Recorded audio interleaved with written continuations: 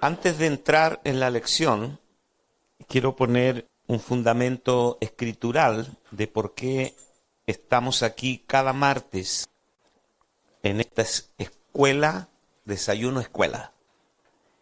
En el libro de los Hechos, capítulo 19, verso 9 y 10, dice: pero endureciéndose algunos y no creyendo, maldiciendo el camino delante de la multitud, se apartó Pablo de ellos y separó a los discípulos, discutiendo cada día en la escuela de uno llamado Tirano. Así continuó por espacio de 2 años. ¿Cuánto? 2 años. En una escuela, 2 años en una escuela. De manera que todos los que habitaban en Asia, judíos y griegos, oyeron la palabra del Señor Jesús. ¡Wow! Un trabajo sistemático, una mentalidad de escolaridad. Saqué del diccionario Binne, escuela, skole, en griego, de donde procedía el término castellano escuela, denota en primer lugar ocio. Luego aquello en lo que se empleaba el ocio, en discusiones, conferencias, y de ahí por metonimia del lugar en el que se daban las conferencias, una escuela. O sea, la palabra escuela viene de la raíz de ocio. Y claro, a uno le sorprende porque para que tú puedas estudiar, alguien debe financiarte. O sea, cuando los padres envían a los hijos al colegio, le dice: tu única responsabilidad es estudiar y salir bien en los estudios. ¿Y quién financia ese ocio? Los padres. O sea, tú trabajas para que tus hijos solo se dediquen a estudiar. Un padre se rompe el lomo trabajando para que su hijo, por unos 15 años o 20, se dedique solamente a estudiar. Por eso se llama un espacio de ocio, escola. Entonces nosotros estamos aquí esta mañana porque Dios nos financia.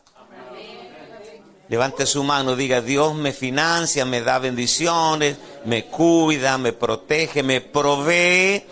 ¿Puedes declarar que Él es tu fuente de provisión? Por eso tienes tiempo de estar aquí para escudriñar la Escritura con una mentalidad de escolaridad.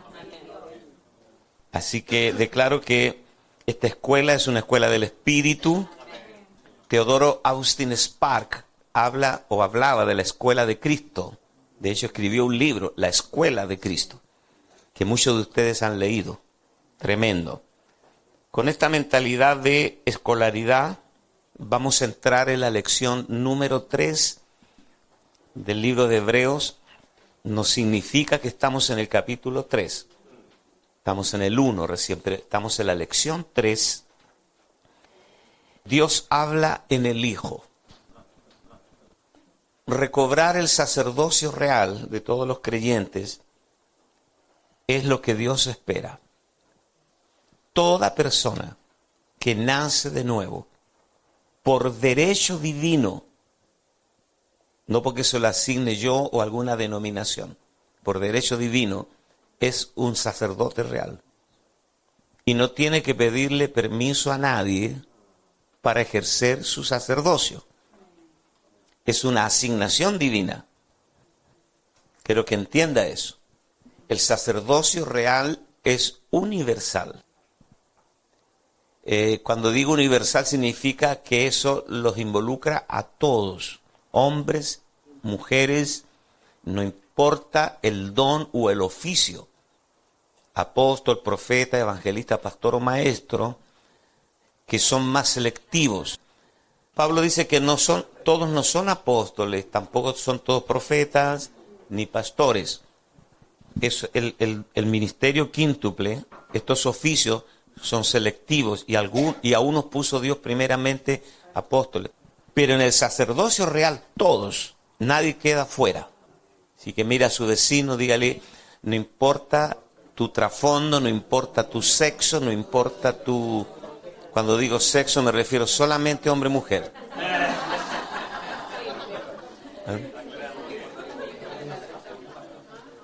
Amén. Aclaremos, dijo el lechero.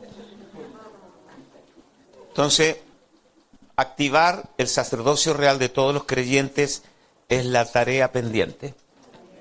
Todavía no hemos comenzado. Se calcula que menos del 5% de la congregación local, de una iglesia local, realiza la tarea de la iglesia local. El resto es peso muerto. Ellos son consumidores. Siempre digo que si van 10 personas en un bote, el que no rema, pesa. Entonces nos proponemos, a través de la epístola a los hebreos, que es una epístola escolar, porque nos enseña de manera pedagógica el oficio y las funciones del sacerdote, el sacerdote del antiguo pacto, que es la sombra, figura y tipo del sacerdocio real del nuevo pacto, conforme al orden de Melquisedec, nos enseña de manera pedagógica cuáles serán las tareas del oficio sacerdotal. Por ejemplo, presentar las ofrendas por el pecado, habían diversos tipos de ofrendas, oficiar en el tabernáculo, prender las lámparas, poner los panes, todo eso tiene un significado para nosotros, que somos sacerdotes del nuevo pacto.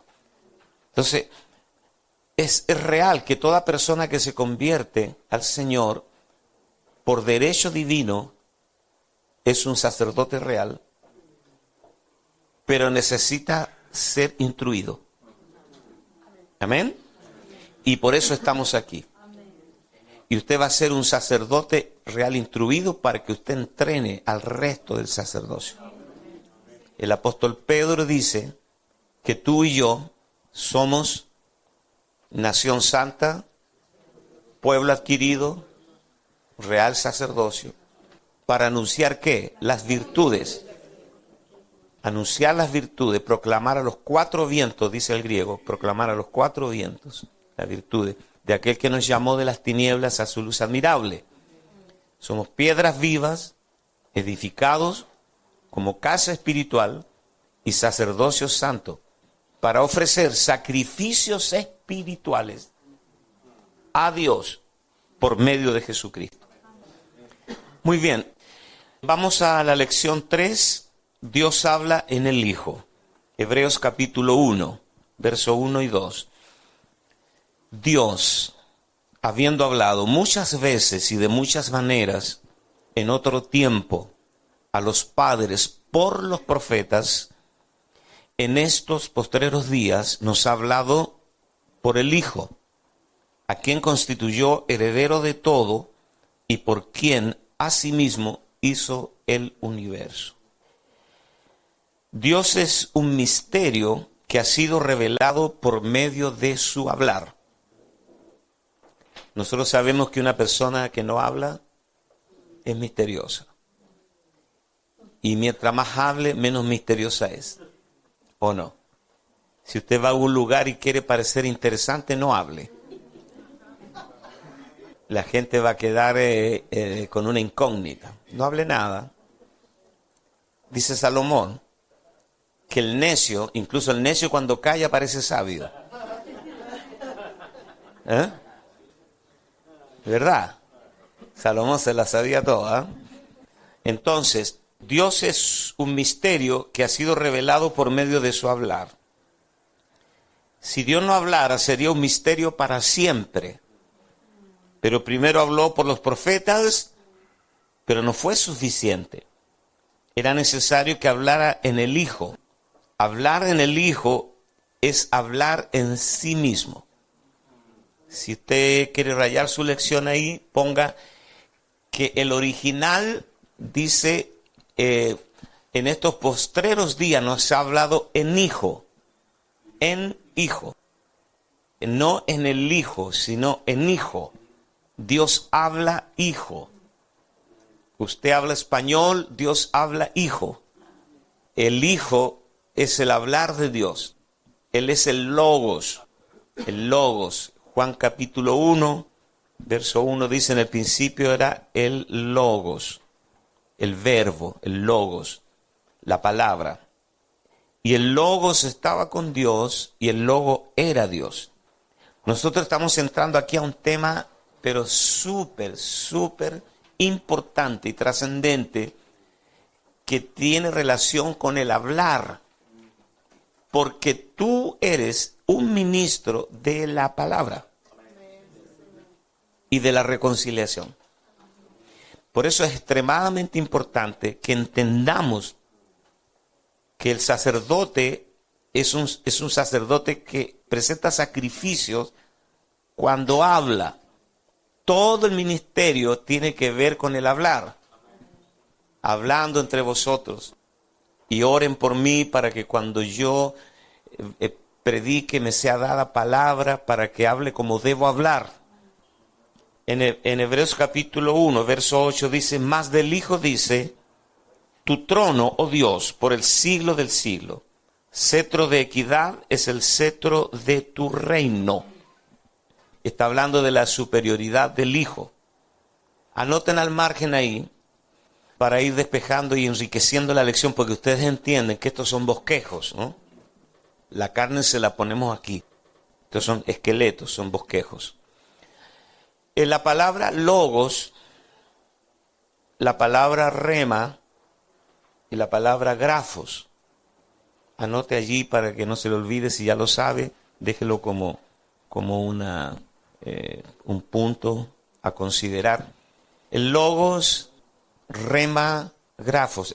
Un sinónimo de rema en el hebreo, porque rema es una palabra griega, pero el hebreo dice el davar de Dios. El davar con H. Davar de Dios. Como suena.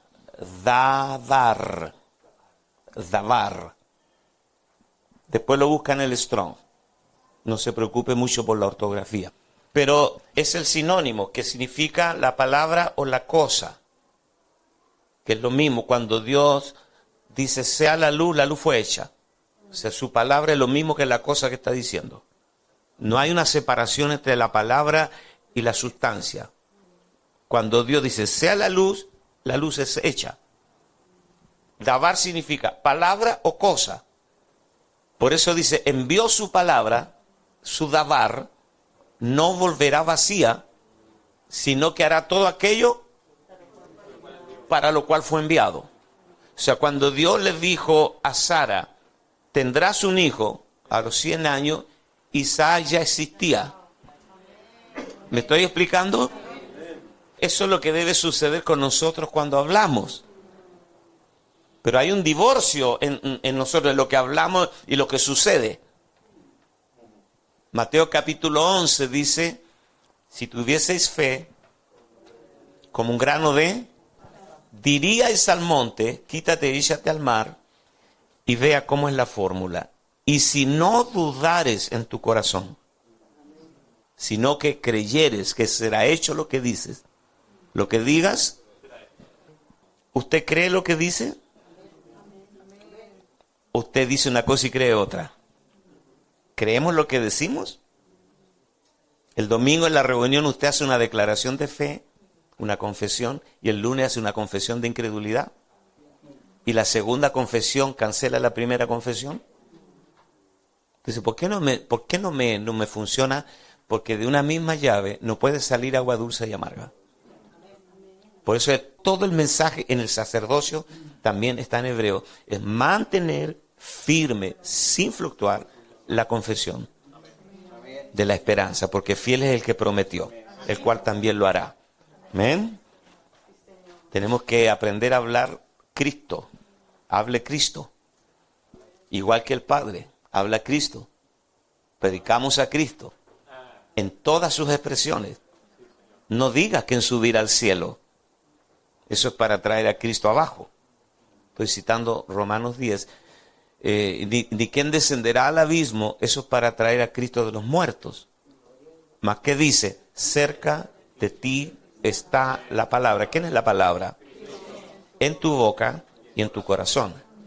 ¿Dónde está la palabra? Y esta es la palabra de fe que predicamos. ¿Aló? Hablar es todo.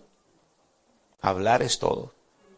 Los soldados usan armas, pistolas. Los generales solo la palabra. Ellos no usan ametralladoras. No es lo mismo que alguien te amenace que te va a meter preso, cualquier gente de la calle, a que un juez de la Corte Suprema baje el martillo, diga 15 años de prisión. Eso cambia todo. O sea, la autoridad del que habla. La autoridad del que habla. Yo no sé si tú estás consciente de que a ti Dios te dio toda autoridad. Entonces, si tú hablas como hablan los demás, estamos recobrando el sacerdocio real. Y tiene que ver con el hablar. Con el hablar. Todo lo que pidas orando. Todo.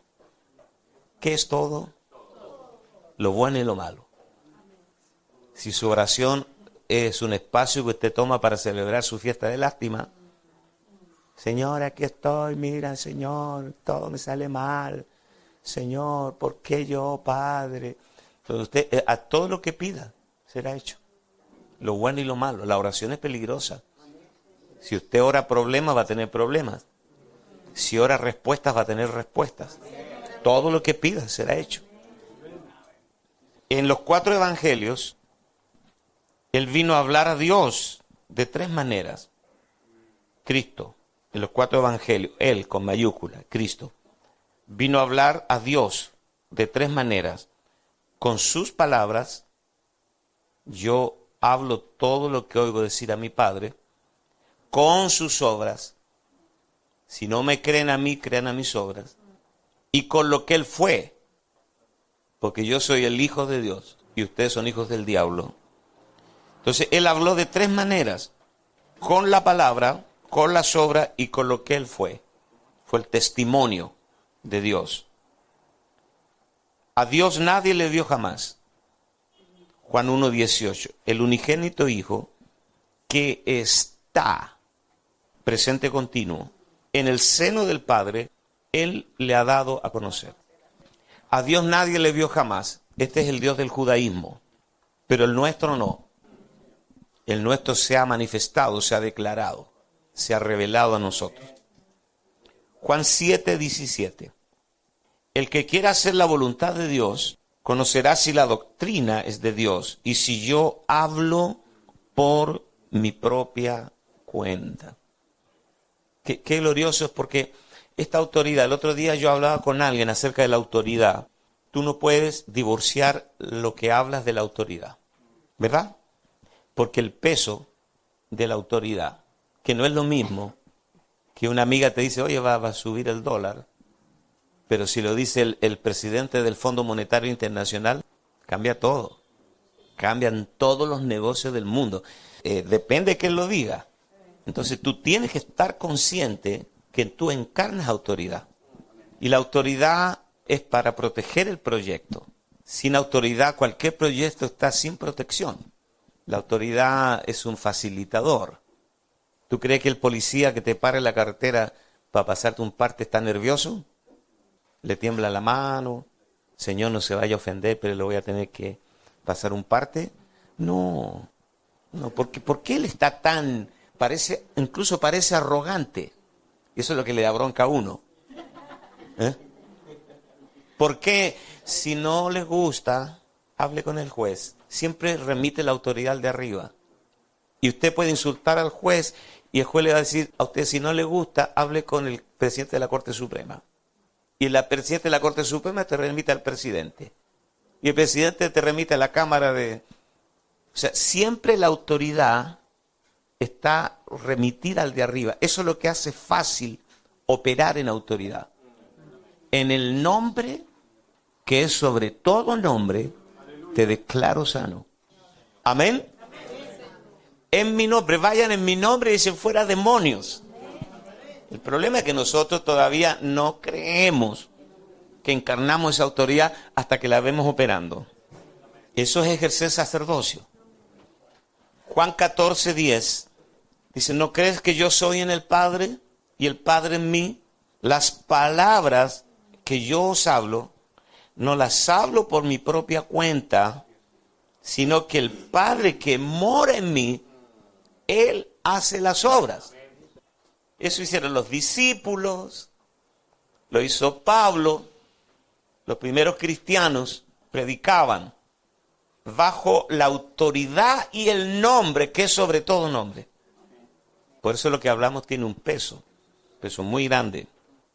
Claro, como nosotros somos un poco místicos, en realidad la palabra hoy día no vale nada en el mundo.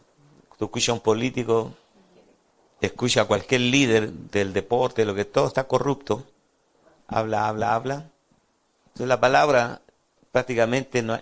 Mire, ¿y cómo nosotros cambiamos? Porque depende del escenario también.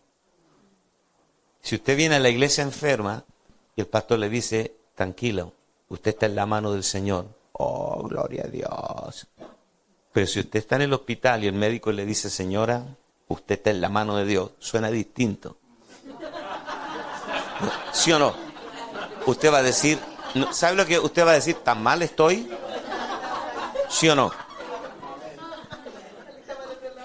¿Por qué? Porque en la iglesia hay un ambiente místico. Es como que usted va en el avión, si yo digo aquí, alguien quiere orar para que Dios nos proteja, pero en el avión arriba, si el piloto dice, señores, ¿hay alguien que sepa orar? ¿Eh?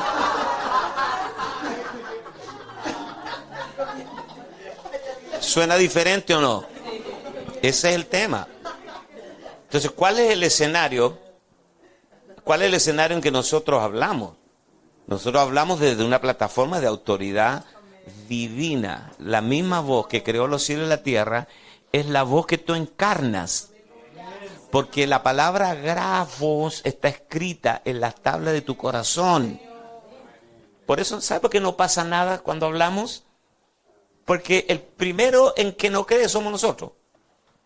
Hermana, voy a orar por usted. Espero que Dios escuche. Y que el diablo se haga el sordo. Con esa fe, mejor ni ore. No ore. Señor, si tú quieres. ¿Cómo si tú quieres? Si ya te lo dijo. Si a ti te place. No, si ya a él le plació o le plujo hace 2000 años atrás.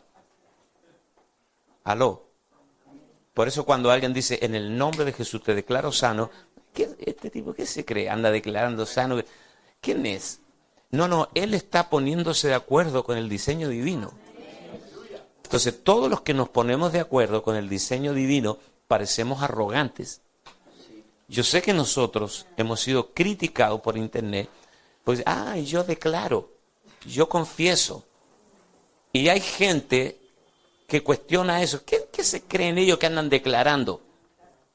Lea la Biblia. Entonces, nosotros los que estamos alineados al diseño divino parecemos arrogantes y ellos parecen humildes. Pero es todo al revés. Ellos son los arrogantes. Una persona que no confía en la palabra de Dios es muy arrogante. ¿Aló? El Hijo es totalmente la palabra de Dios y el hablar de Dios. A veces habló con palabras, otras veces habló con obras y otras veces solo con su presencia. Aquí necesitamos aclarar un punto. Para nosotros, el término palabra, para no decir la palabra, el término palabra, la palabra tiene, es como el paradigma, la impronta que tenemos. Palabra para nosotros es sonido, idioma. Yo hablo porque tengo cuerdas vocales que emiten una frecuencia y usted tiene unos tímpanos que recibe esa frecuencia y por un complejo sistema le envía señales a su cerebro y usted recibe la señal. Ese es el hablar, es una frecuencia. es idioma. Y en otro aspecto es papel, letra y tinta. Aquí te envío una palabra. Palabra es letra, tinta, ortografía, verbo, sustantivo, el sujeto y el predicado. ¿Recuerdan? Sujeto, predicado. El adverbio, el verbo, el adjetivo, el antónimo, el todas las leyes gramaticales. Eso es palabra. Pero para Dios, en la mente de Dios, palabra no es eso. Palabra es su Hijo. Su Hijo es el verbo. Él es la palabra. Él es el medio por el cual Dios está creando todo. Todas las cosas por Él y sin Él. Todo fue creado por medio de Él y para Él, y todas las cosas en Él subsisten. Hopkins, que acaba de morir, que negó hasta el último día de su vida la existencia de Dios, irónicamente lo velaron en una capilla católica.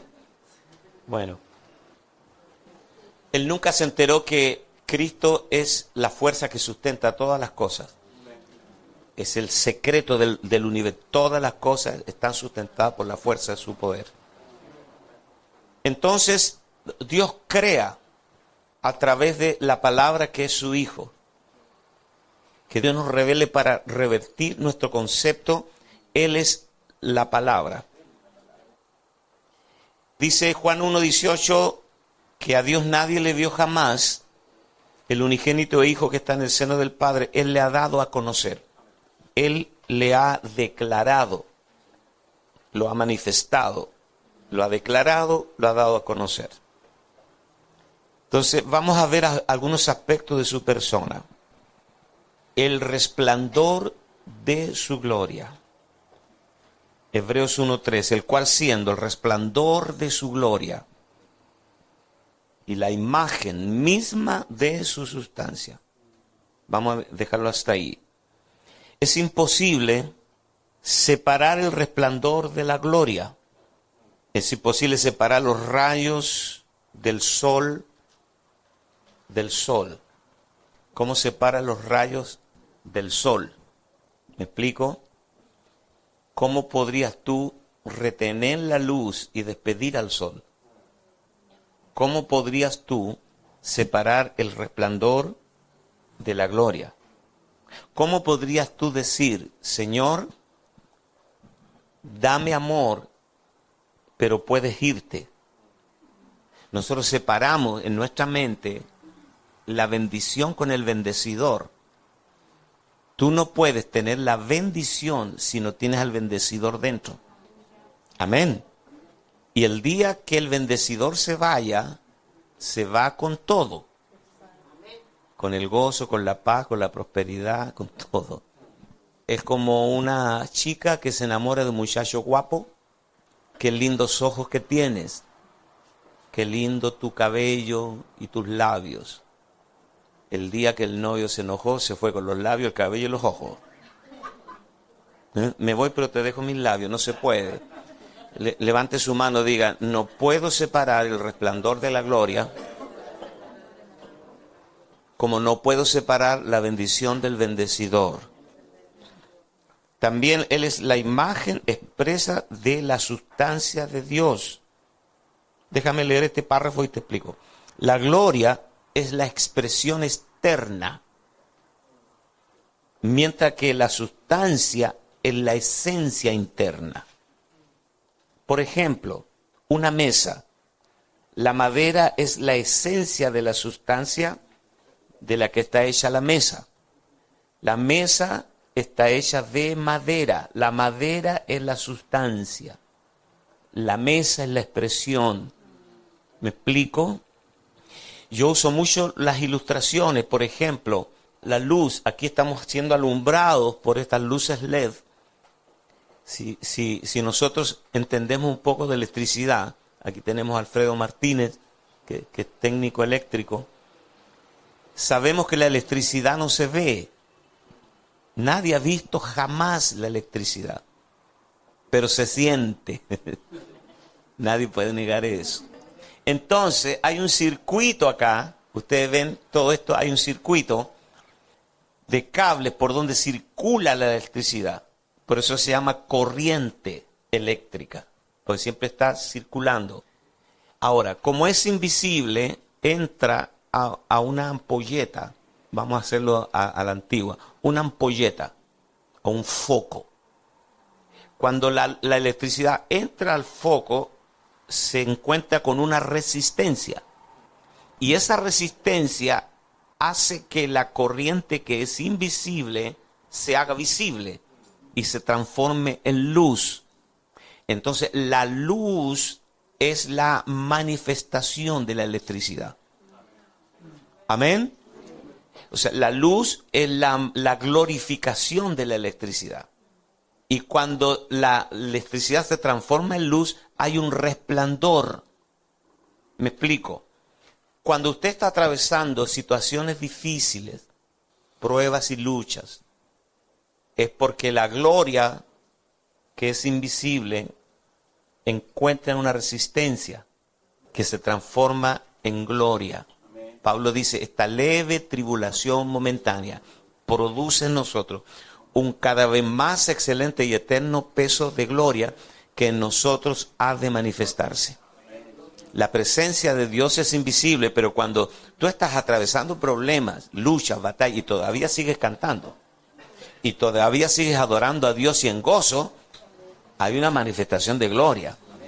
O sea, todo el mundo espera que tú andes deprimido y prácticamente te dieron por muerto, dicen, de esta no sale, y de pronto te ven que estás de vuelta, más poderoso que nunca, crecido y madurado, con un entendimiento espiritual mucho mayor. La gente se sorprende. Hay una manifestación de la gloria de Dios en tu vida. Dios tiene gloria y sustancia. Y el Hijo es la imagen expresa de la sustancia. Dice que Él es la manifestación de la gloria. Vamos a leer el pasaje entonces. Que siendo el resplandor de su gloria y la imagen misma de su sustancia, y quien sustenta todas las cosas con la palabra de su poder, habiendo efectuado la purificación de nuestros pecados por medio de sí mismo, se sentó a la diestra de la majestad en las alturas. Necesitaríamos un seminario entero para desarrollar solo este versículo, pero nos vamos a remitir solamente a esto. La imagen misma de su sustancia. Él es la imagen. ¿Qué es imagen? Lo que tú puedes ver. A Dios nadie le vio jamás, pero el unigénito Hijo. O sea, Él lo hizo visible a Él. Él le dijo a Felipe, el que me ha visto a mí, y con nosotros el proceso es el mismo. Tú puedes decirle a una persona, el que me ha visto a mí ha visto a Cristo, porque yo y Cristo somos una sola cosa. Usted es la autoexpresión de Cristo. Lo que pasa es que nosotros nos eximimos. Nosotros pensamos que Cristo va a manifestarse a la gente sin nosotros. No, Dios lo va a hacer a través de ti, porque a Cristo le fueron dados dos cuerpos. El primer cuerpo que lo proveyó María fue juzgado en la cruz para que el segundo cuerpo sea manifestado. Y somos nosotros, amén. Levante su mano, diga, somos la única posibilidad que Dios tiene de expresarse. Él es la sustancia y nosotros somos la expresión de su sustancia. Su obra, creando el universo en el pasado. Todas las cosas fueron creadas por Él. Dios tiene dos categorías de obras: la creación y la redención. Todo llegó a existir a través del Hijo. ¿Qué es más fácil para Dios? ¿Crear o redimir? No hay nada difícil para Dios, pero Dios creó por la palabra. Pero para redimir la humanidad, tuvo que sacrificar a su Hijo. O sea, crear por la palabra, sea la luz, pero enviar a su Hijo es otra historia. Entonces hay dos categorías de obra, la creación y la redención. La alabanza en el cielo es no por la creación, sino por la redención. Porque tú nos has redimido de toda tribu, lengua y nación. Y nos has hecho para nuestro Dios reyes y sacerdotes. Y reinaremos sobre la tierra. Extraordinario. Yo espero que disfruten esta palabra. Que la procesen, la metabolicen en sus espíritus. Juan 1:3, todas las cosas por Él fueron hechas. Y sin Él nada de lo que ha sido hecho fue hecho. Y Colosenses 1:16, porque en Él fueron creadas todas las cosas, las que hay en los cielos y las que hay en la tierra, visibles e invisibles, sean tronos, sean dominios, sean principados, sean potestades, todo fue creado por medio de Él y para Él. Qué cosa asombrosa. De todas las cosas por Él fueron hechas. Sin Él nada de lo que ha sido hecho fue hecho. Y ese es el Cristo que habita dentro de ti. Y tú eres sacerdote real de ese sumo sacerdote que traspasó los cielos. Amén. Y que presentó el testimonio, la sangre. Y fue hasta el trono del Padre con la sangre del sacrificio eterno como testimonio para decirle: Padre, misión cumplida, ahora puedes redimir al hombre. Esas cosas están escritas en la palabra. Primera de Corintios, capítulo 8, verso 6. Para nosotros, sin embargo, solo hay un Dios, el Padre, del cual proceden todas las cosas, y nosotros somos para Él, y un Señor Jesucristo, por medio del cual son todas las cosas, y nosotros por medio de Él. Así que todo esto sucedió en el pasado. Dios estuvo creando en el pasado. 2, sustentando todas las cosas en el presente.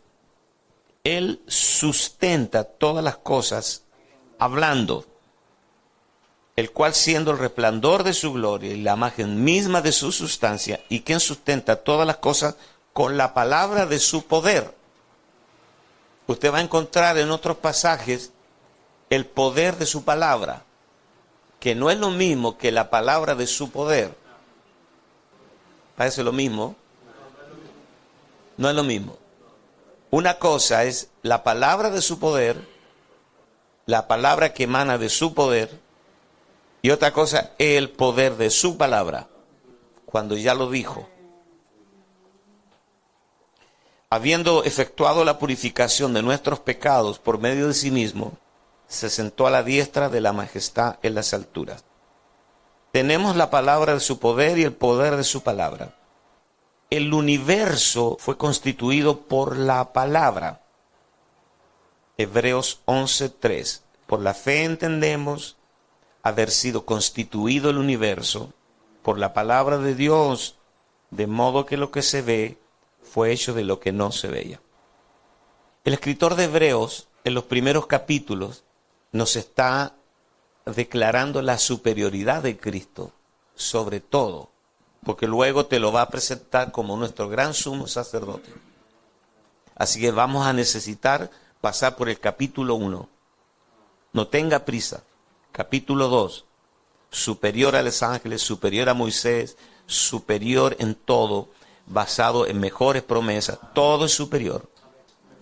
Por eso nosotros tenemos un mejor pacto, basado sobre mejores promesas.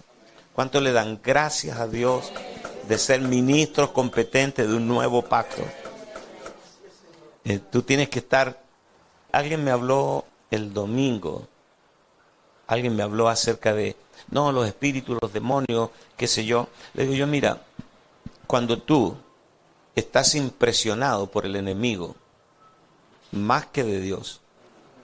Veo que hay gente que habla más de los demonios que, no, que el hombre fuerte, el espíritu, y yo sentí una voz, una cosa rara. Entré y había una presencia. Oh, pero se me congeló la sangre en las venas. Esa es una metáfora. Si se te congela la sangre, estarías muerto. Está bien, se entiende, se entiende. Se me congeló, se me erizó la piel. 10 minutos hablando de esa experiencia. ¿Y Cristo? ¿Dónde queda Cristo? La gloria. La gloria que lo reduce todo a nada. Yo prefiero vivir impresionado por la gloria. Estoy consciente de que hay bichos por ahí, ratones, que hay que echarlos fuera. Pero la gloria. Entonces, no debemos cambiar el centro de gravedad. Heredando todas las cosas en el futuro. En estos postreros días, Hebreos 1:2, nos ha hablado por el Hijo, a quien constituyó heredero de todo y por quien asimismo hizo el universo. Yo tengo muchos amigos, pastores y apóstoles que son influyentes en Latinoamérica, y ellos tienen un concepto un tanto terrenal del reino. Ellos terrenalizan el reino. Ellos hablan de heredar las cosas materiales, de dejar herencia para los hijos. A mí, cuando yo pienso eso, y tú haces un análisis, el Señor, cuando se fue, no le dejó nada material a los discípulos. Es más, los dejó como una secta proscrita, perseguidos. Los dejó bajo una terrible amenaza. Todos los discípulos murieron de muerte violenta, menos Juan, que Juan murió anciano en Éfeso. ¿Sabe cómo le decían a Juan? Rodilla de camello, por las rodillas, porque pasaba todo el día orando. Rodillas, le decían rodillas de camello. Entonces, todos murieron de muerte violenta. O sea, Jesús hubiera sido muy mal líder desde el punto de vista de nuestro concepto de liderazgo. Ahora, ¿no cree usted que Jesús sabía algo que nosotros ignoramos?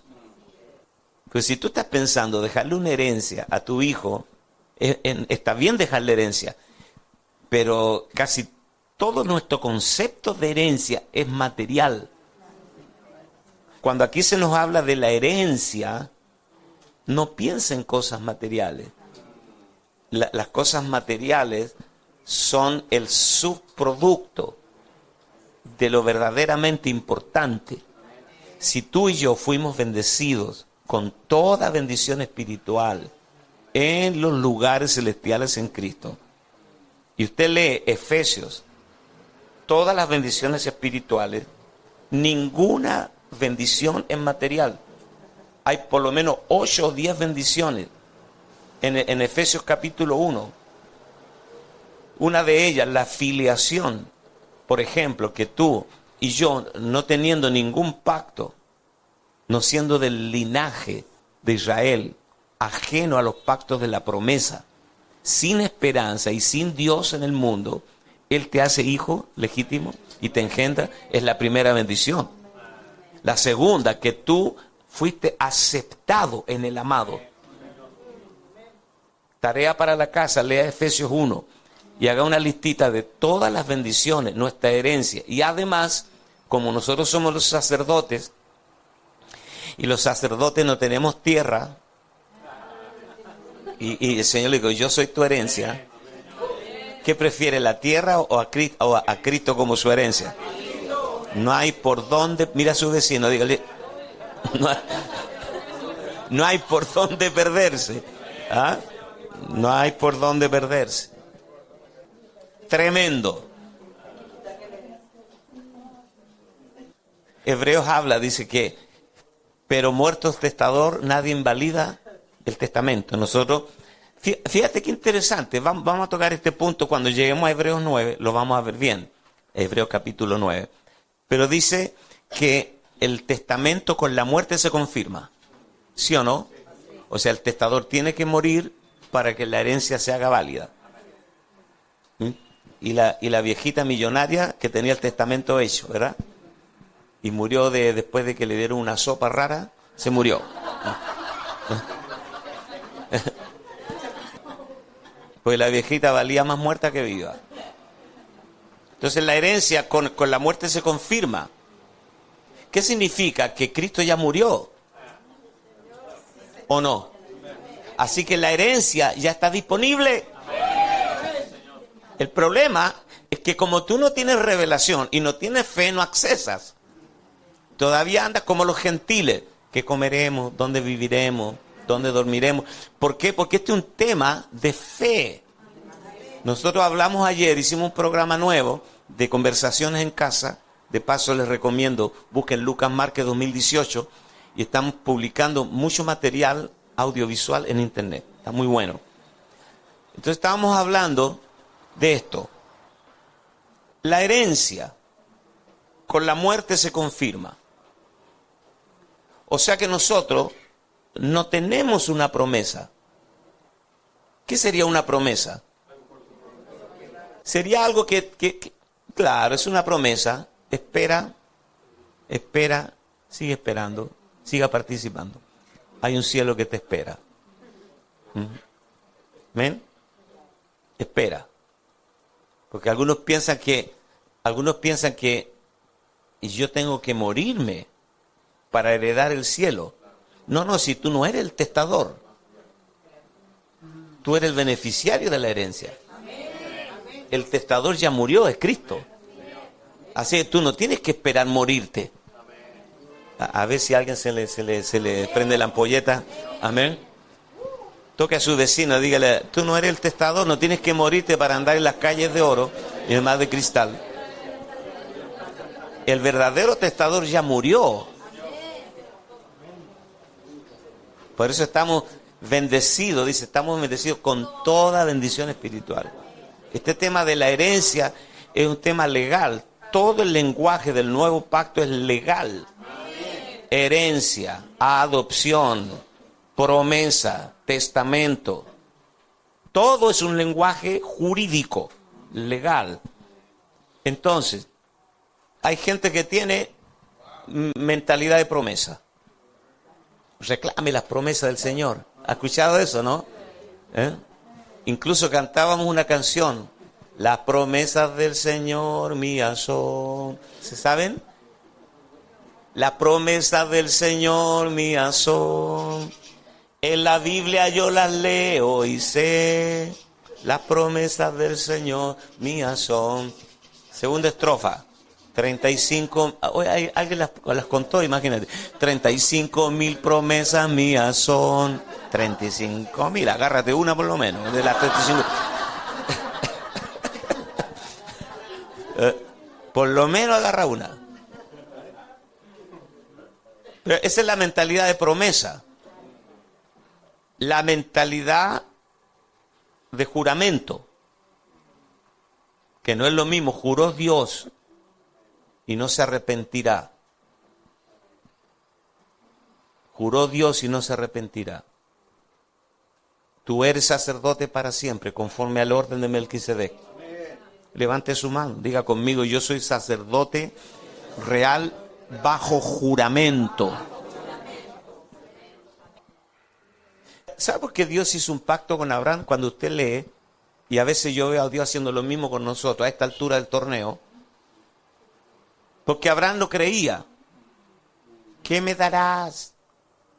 Que ando por este desierto interminable. Porque hubo un tiempo cuando Abraham no fue el padre de la fe. Era un incrédulo terrible.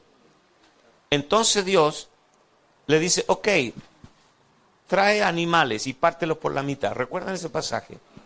Que era la forma de pactar, y los abrió, hizo un camino, una mitad acá y otra mitad acá. Imagínate las vacas ahí cortadas por el medio, y Abraham caminando en medio de ese camino, y Dios le está jurando a Abraham, pero Dios no le juró a Abraham por causa de Dios, sino por causa de la incredulidad de Abraham. Ya como la palabra no fue suficiente, Dios hizo juramento. No pudiendo jurar por alguien más grande que él, juró por sí mismo y diciendo, de cierto te bendeciré. Qué tremendo. Entonces, nosotros no tenemos una promesa, nosotros no tenemos un juramento, nosotros tenemos un testamento abierto. Usted tiene que transicionar de la mentalidad de promesa a la mentalidad de juramento y a la mentalidad de testamento abierto, disponible. Todo el contenido del testamento está testado para el testador, en el testamento está abierto para que tú está disponible. Disponible. En el pasado, Él es el creador, en el presente, el sustentador, y en el futuro, el heredero de todo.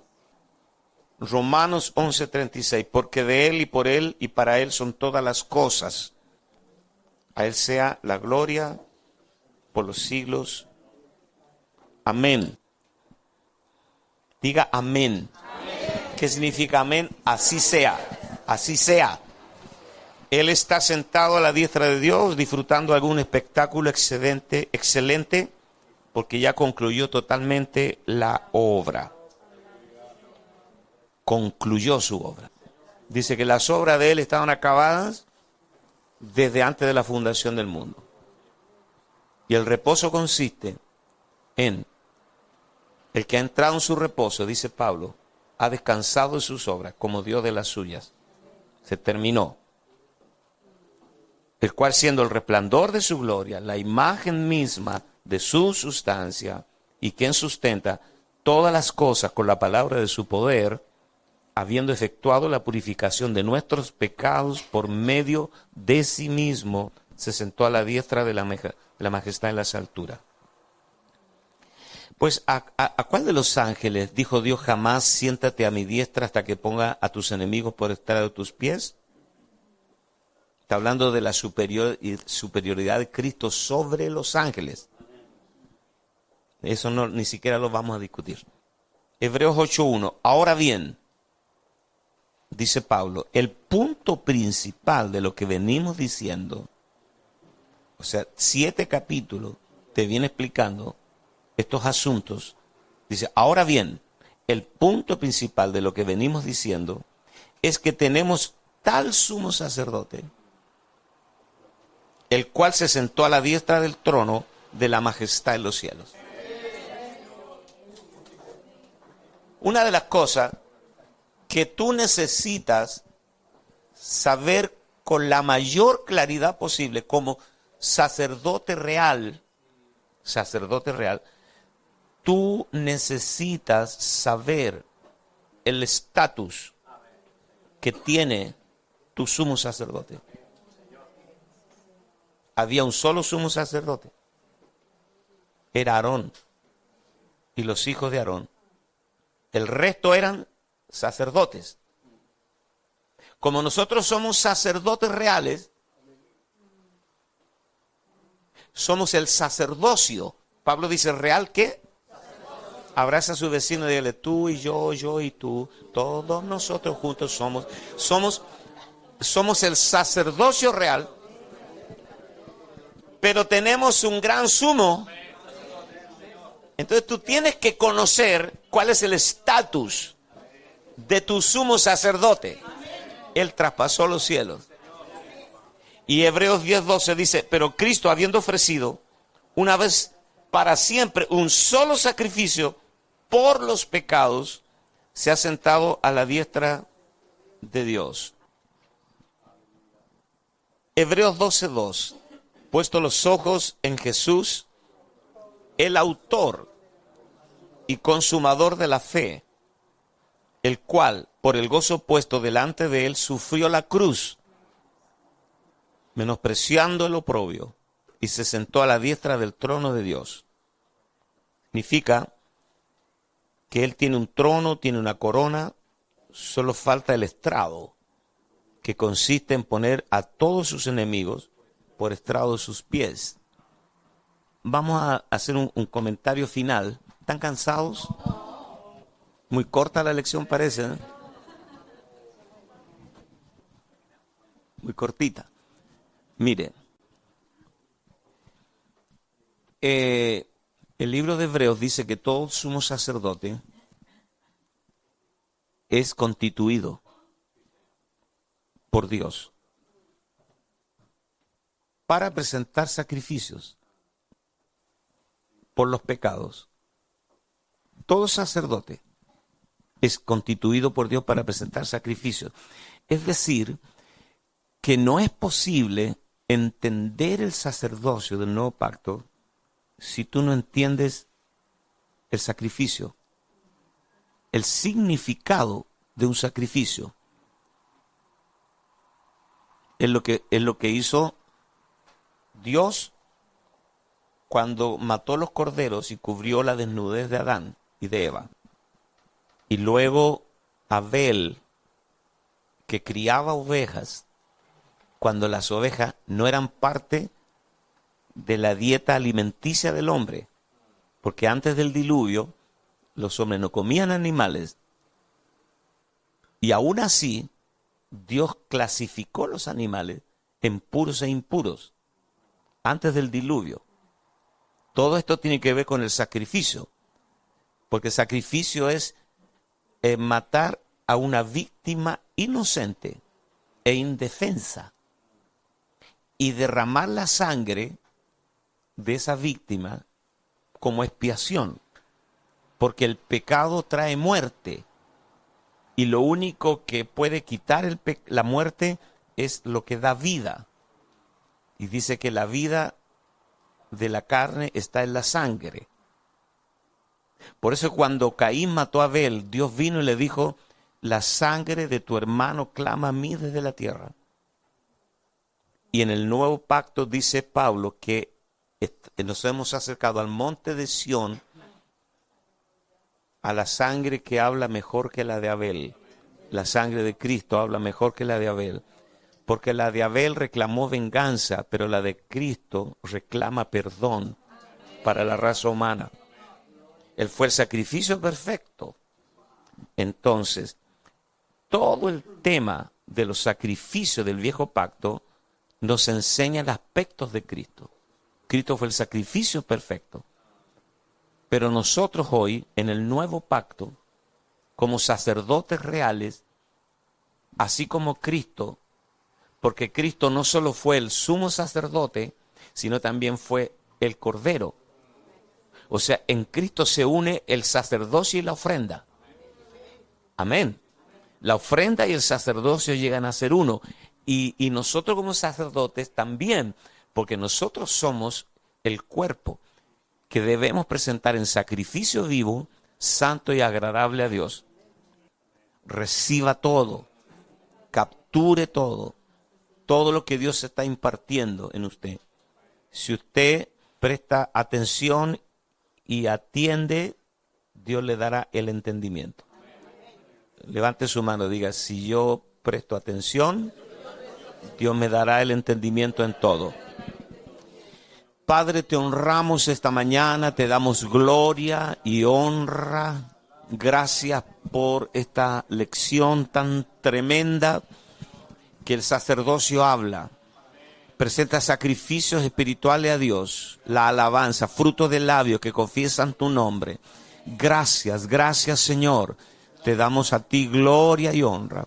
Gracias, bendecimos a todas las personas que están en lugares distantes, en una casa, en un salón, en algún lugar, viendo, participando de este desayuno escuela. Los bendecimos donde quiera que estén.